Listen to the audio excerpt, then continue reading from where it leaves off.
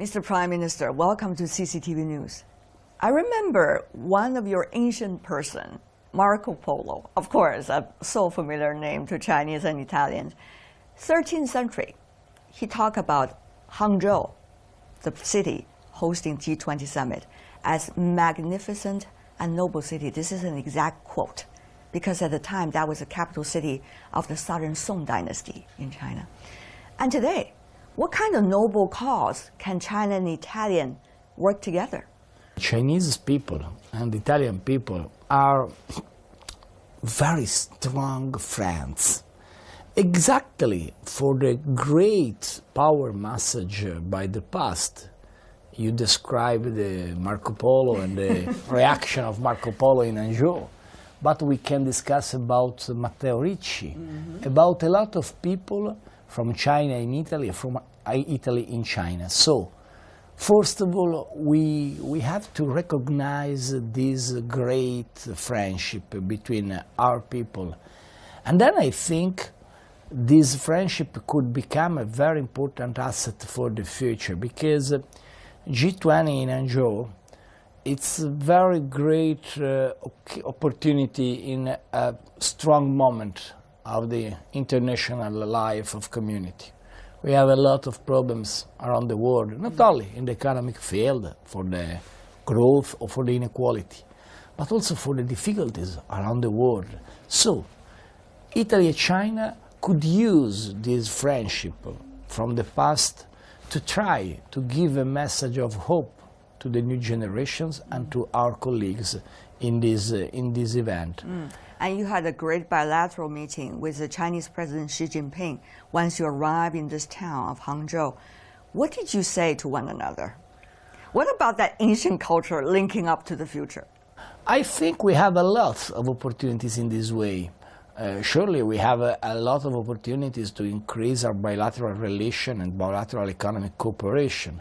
But I think not only about economy, I think about the importance of growth, of exchange of students, about the possible bilateral cooperation in Africa together. I think about the possibility of cooperation in the healthcare system.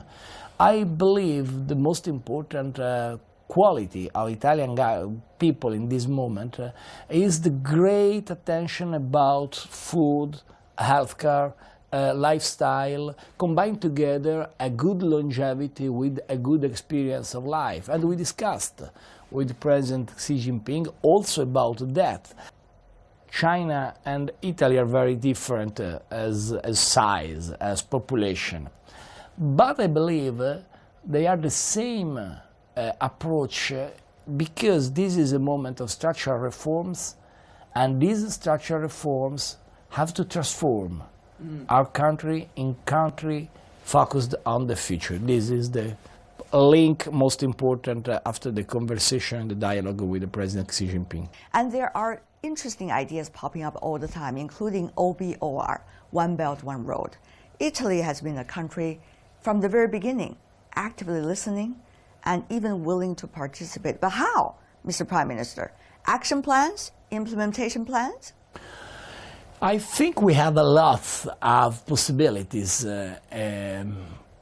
if we follow One Belt, One Road. But in my mind, the priority is the decision achieved by Italian government to change the harbor and port regulation. This is very, very, very great opportunity. Why? Because Italy is a land of sea, and the conclusion of road from China to Europe could be exactly the Italian harbor, Italian ports. The real priority in this moment is decide the common investments, but today it's possible to consider One Belt, One Road a great opportunity, exactly, particularly, especially in this way. At the same time, I think we have a common goal, 2020, the last year of 13 program of Chinese government, and at the same time, the 50th anniversary of relation between Italy and China. So 2020 could become a very great moment to show the concrete results of One Belt One Road in Italy.